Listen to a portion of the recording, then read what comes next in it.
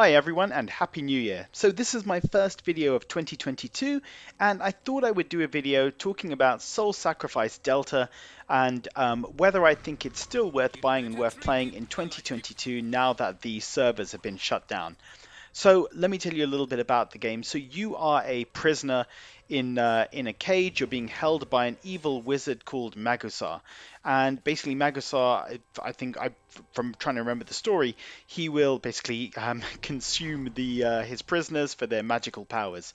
So you're a prisoner and you're stuck in this cell with this book called Librom, and Librom tells the story of an ancient or an older wizard through his life who was actually used to be a friend and ally of Magusar.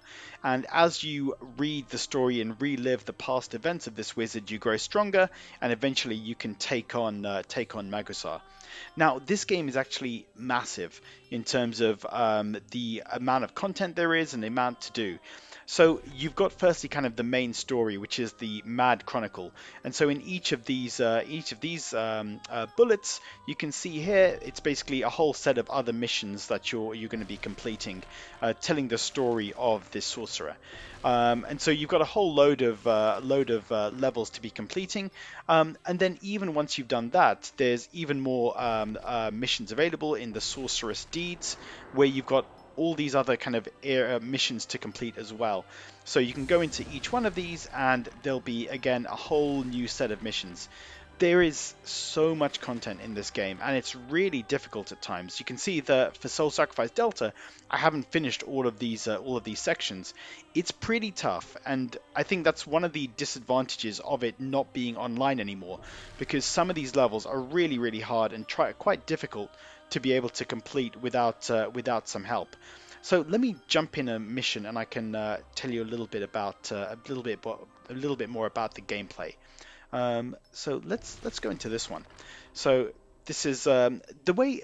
So the actual enemies of this game are based on different sort of fairy tales or different sort of mythological creatures. And so this level, you can see that there's kind of Red Riding Hood and the Big Bad Wolf. And so you've got these different sort of how would I put it? Kind of this dark fantasy sort of nightmare version of these fairy tale characters. And these are all basically wizards that were corrupted and that you need to basically fight. And you can choose at the end of the battle whether you're going to save them or sacrifice them. And that choice makes a difference in terms of your leveling system. So if you save them, then you level up kind of your good side, your divine kind of side, and as you level up your divine side, it improves your health. Then you've also got the kind of the bad side when you sacrifice them, and as you sacrifice them, you level up your power. So there's that kind of trade-off between leveling up health so that you can survive longer when you're fighting, and leveling up your power so that you become stronger in terms of actually being able to damage and defeat these enemies. Now, I actually went for a very balanced build in terms of my character. So he is 50-50 life, 50-50 kind of divine and bad. I can't remember the actual names. And so I've got those. There we go. I've activated the boss on the level. So I've got quite of a balanced build, and it's okay in terms of what it does in terms of your playstyle. It's useful in terms of having health, obviously, but what is not so useful is that in terms of attack power, I'm not super powerful, which is not great, obviously. So now you can see here we've got this kind of boss on the level, and you've got different powers that you would use to attack or defend or heal the boss. So what you can see on the let's actually just use him a little bit. What you can see on the bottom right hand side of the screen is those three kind of bubbles. Square activates one of the powers, which turns me into a big rock. Triangle activates my kind of lightning tree power, so I'm generating kind of this lightning sort of attack, which I then shoot at the enemy. And if I press circle, I'll generate an axe, which I can use to attack. So I'm gonna not do that just yet. And then you can see here, you've got basically 6 powers you take into each battle. And so the square on this one launches this kind of powerful egg bomb thing. And then I've also got triangle, which does this kind of launching attack as well, where I kind of send my whole body kind of into to attack the enemy. So I'll show you that. So here we go. And then my circle is basically on this side is to heal. There are so many different attacks, and the reason there's different colors is because they represent different different elemental kind of weaknesses that you can trigger in enemies. So I didn't set up my my attack before I started this game, which I probably should have done, but because right now what I really needed was kind of some ice probably attack. So rather than that, I just kind of jumped in and I just used my standard deck of spells, which are not bad. This is kind of, like I said, my standard deck that I take into most battles because it's got a bit of a balance in terms of different elements. But then it's also you know, not necessarily great in terms of being able to target different elemental weaknesses. So there you go, I'm healing as well. Now you can see that button in the bottom left hand corner which says touch. Now you have the option to essentially sacrifice a part of your body to then kind of increase your attack power or do kind of unleash kind of a different attacks as well. They are a bit more last resort. This, you know, this game is called Soul Sacrifice, and it's partly because you have the choice kind of to sacrifice parts of you in order to have a better chance of defeating the enemy. The different things you can sacrifice. So, example, you could sacrifice an arm, or you can sacrifice your eye, which means kind of the screen goes sort of darker, you can't see as well. There are different parts, and so you can also sacrifice your life, so, and become kind of a ghost on the battlefield, so that your allies can kind of benefit from sort of one big launching attack against the enemy. You can also sacrifice your teammates. So if one of your teammates falls, then you can choose to save them or you can choose to sacrifice them. Which, you know, I think if you're playing online, that's always a little bit frustrating when your teammate has decided to sacrifice you. So you've got the attacks like I mentioned in terms of the circle, triangle, square. And then you can also find weapons in the arena. So the weapon I'm wielding right now was one that I kind of found in the arena itself. Although it's a fire attack, so I'm not sure if this is necessarily the best one to be using against this character. So as I mentioned, my level right now, it's 44 on health or divine, 56 on kind of the bad side, whatever it's called. And you know, so it's pretty evenly split, not completely 50-50. I think I was thinking of my Soul Sacrifice build. So this Soul Sacrifice Delta was kind of the follow-up or expansion version of Soul Sacrifice. Soul Sacrifice came out in 2013 for the Vita, and then this came out the year after. And this is the one to get if you kind of see them both on the PSN store. This is the one you want to be getting because it's got a lot more content to be playing through. It's got another sort of faction to align with. It's just a bigger, expanded game, really. So this is the one you want to be getting if you're going to have a choice of two. I guess the only tricky part is that the Soul Sacrifice, the original version, was released physically for the Vita in the West, whereas this Soul Sacrifice Delta was only released physically in Asia. So you can still get hold of physical copy for this, but you know, it's you know, it will be kind of expensive, I guess, at this point to try and get the physical copy from the English physical copy from Asia. But the regular Soul Sacrifice physical copy will be pretty easily available, and you know, as far as I can tell, it's been pretty cheap as well. If you do go for the regular Soul Sacrifice, it's not the end of the world. You know, if you don't play Delta instead of Soul Sacrifice, because there's still so much content, even in Soul Sacrifice, so much there to play. So this is actually, oh yeah, so on the battlefield itself, you can see here, this is just kind of a regular enemy. Oh, I didn't kill it in time. You can choose, even with regular enemies, whether you want to save them or sacrifice them, and it again, it helps you kind of level up your character in terms of that sort of divine versus evil sort of leveling up. So you need to kill these enemies, of course, and there are also cursed parts on these enemies. So if you manage to kill certain or destroy certain parts of an enemy, then you get kind of a bonus score at the end, which helps you in terms of unlocking new rewards for each of the levels. There's, like I said, there's so much content, and you get new spells as you complete levels as well. You get new content as you kind of defeat enemies, and then you upgrade your spells as well. So the spells that I'm using for this match, you can upgrade them when you get when you get more than one of them. Then you can start upgrading them and sort of using multiple versions to upgrade them, which is very necessary because, like I said, it is a very tough game, and so being able to upgrade your skills just makes the chance of you winning easier, because each skill has a limited number of uses. So you can only use a skill about 6-7 times or something in a battle, and then you need to either try and renew it, or you can let it expire. You can use it completely and kind of have it sort of expire and not be used again, and then you need to sort of rebuy that skill to unlock it again. So it looks like he's down right now, so I should try and attack him a bit.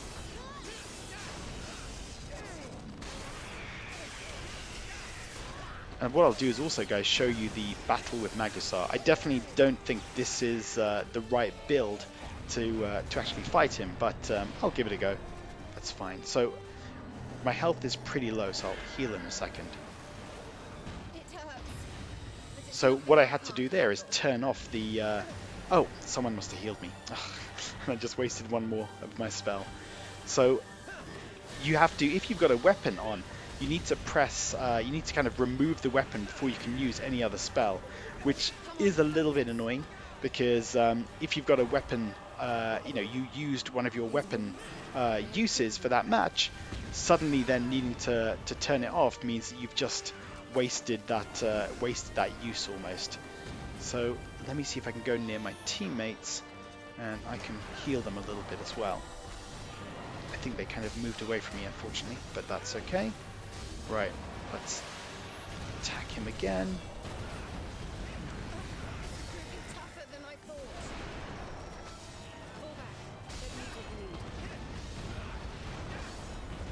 There are so many different spells, so I'm using these 6 tend to be, for me, just quite... Oh, I need to heal badly. Let's stay here. So Isen is healing me. Oh no, she got knocked out of her healing by this stupid thing. She must have healed me anyway, so where's the bad guy gone? There's also some environmental traps as well.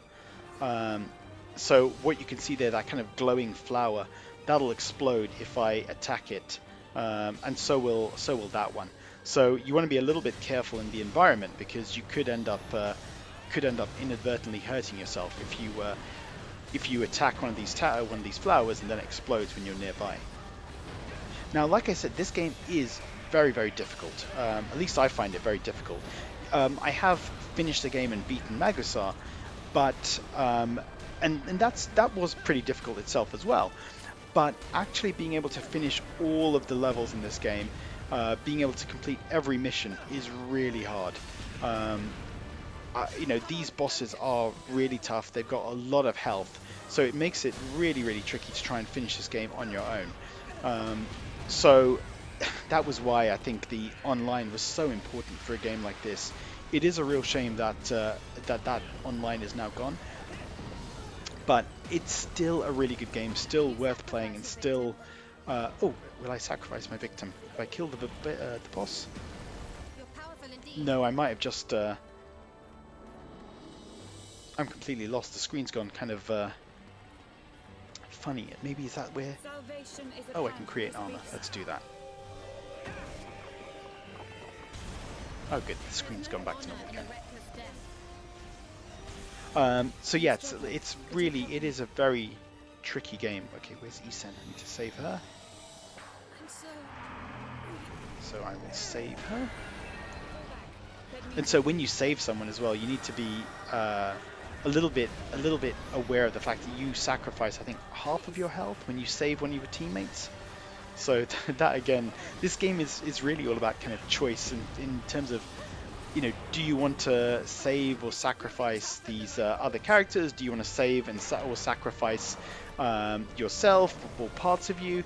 There's a lot of things you need to be kind of considering as you're playing the game. Now he's right next. Oh, damn, that was annoying. There was a flower right next to him. I wanted to explode it, but that's good. So when you find renew offering power, if you take that, then it means it kind of recharges your spells, and so you can use your spells longer. Otherwise, like I said, they will expire and you won't be able to use them after a little while. You can kind of tell when an enemy is dying. So if you see on this this guy here, where he's getting kind of this sort of black oily stuff kind of coming out of him, that means that he is dying. He's not close to dying yet, so because what you'll see is as he gets really close to dying, he will then oh, I want to heal. No, she ran away. He'll kind of have lots of that. You see that words on the screen, the kind of oh yeah, I think he's getting close to dying now. You get a lot of that on the screen when he's getting close to dying, kind of almost like he's reliving his sort of past and sort of suffering essentially. So I'm not sure. So when I had the level unlock screen or the level list screen for this particular part of the levels, it had kind of branching paths, if you will. So based on your choice to kind of sacrifice or save these bad guys, you'll unlock different levels. So I don't remember whether I saved or sacrificed this guy previously. I've beaten this guy once before. So I'm gonna save him and hope that previous time I sacrificed him. Why can't I hit him? Oh, okay. Need to heal again. You've got yeah, of course I didn't mention that before. When you save the wizards, you actually have them join your team.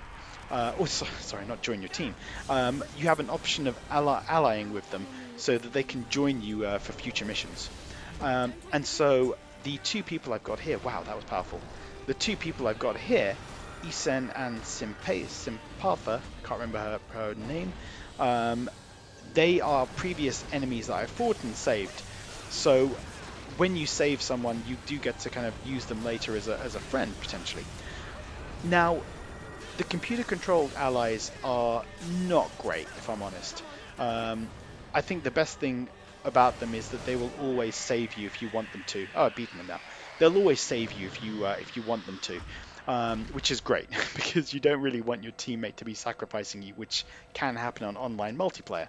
So that's a good thing about them, but they're pretty weak. They don't do a great job in terms of attacking the enemy, and obviously, they're not human characters. They haven't been fully upgraded like you would.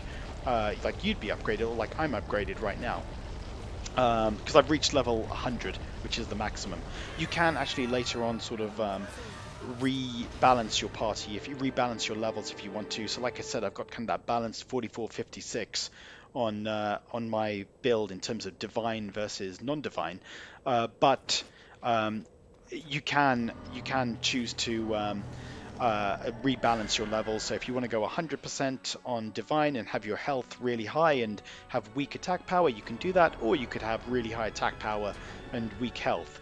I've seen people who've actually done really well with when I've gone online, played with people who've got really high attack power and then really low health, who actually, because they're so powerful, they've been able to really take out enemies quickly. But like I said, I kind of prefer having a balanced approach. So these are, from that level, I've unlocked these spells. So I've got these spells available to me now.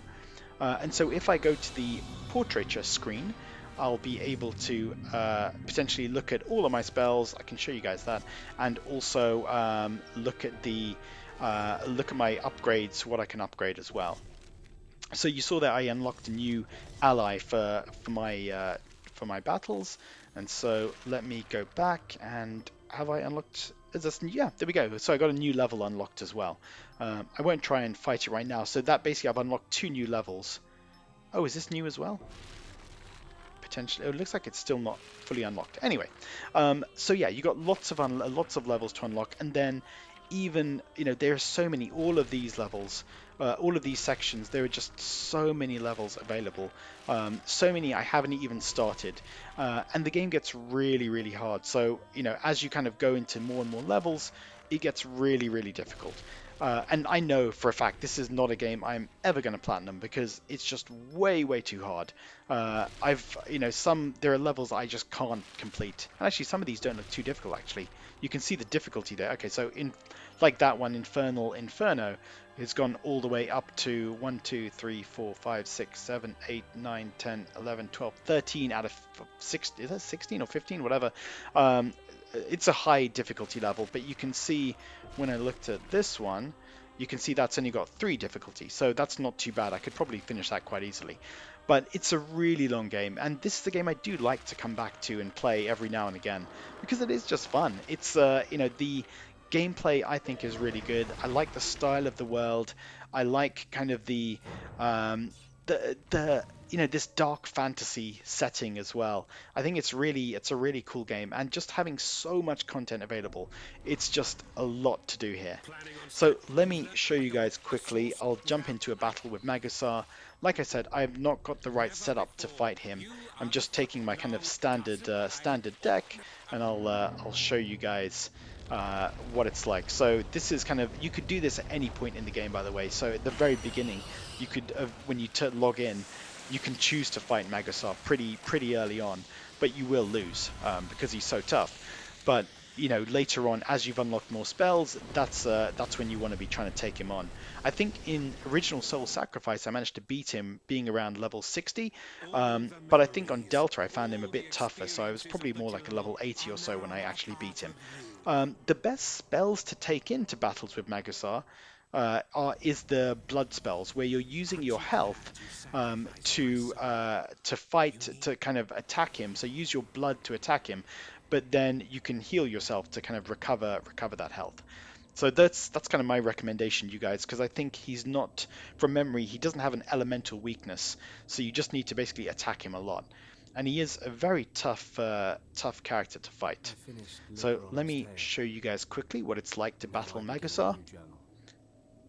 And I know, like I said, guys, I know I'm not going to be able to beat him. I'm just going to give you guys kind of a preview of what it's like, just to kind of close out this video.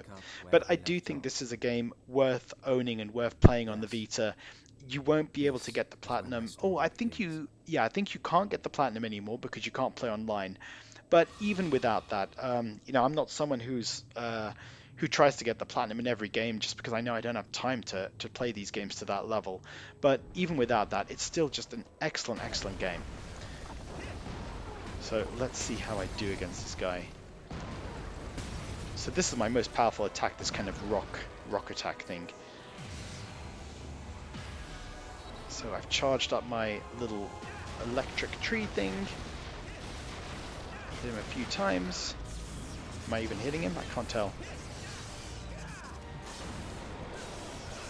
So yeah, he calls forth these kind of arms that attack you, and he just zips around the battlefield a lot as well, which can be annoying. Oh, did I get hit? Yeah, I think I did. Where is he? Okay, there he is. In terms of the gameplay, so like you've got the spells, but you can also run by holding down X, or you can dodge by just tapping X in a direction when you're pressing a direction on your analog stick. So it's quite fast in terms of the gameplay as well, or fairly fast at least. So he hasn't attacked me too much. I need to heal though. Just do it now. I'll run away from. Oh yes, definitely need to heal. Let me go back after him again. Right, where is he?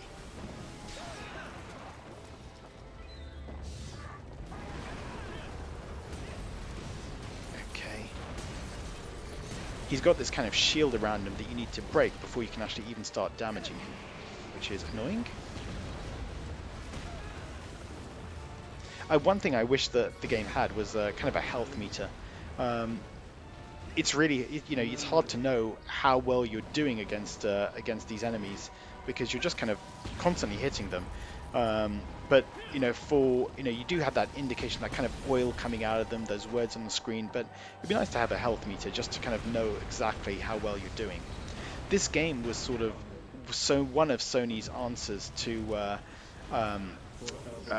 not having Monster Hunter on the Vita, and this and Freedom Wars were both great, and I do prefer Freedom Wars. I'd say if out of the two games, I think that's the better of the two, but this is still a really good game.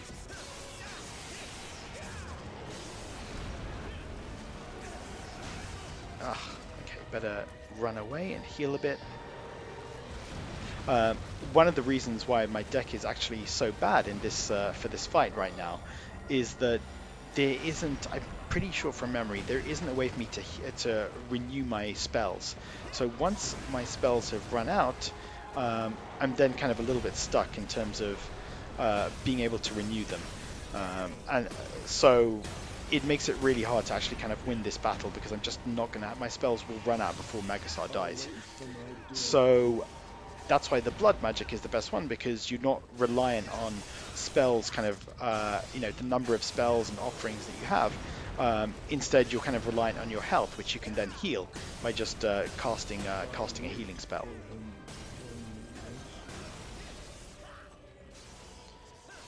I'm still managing to damage him a fair amount, but actually I'm a bit worried. Yeah, I need to heal. Let me just run away a little bit.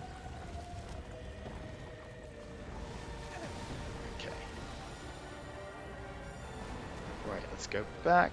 Where is he?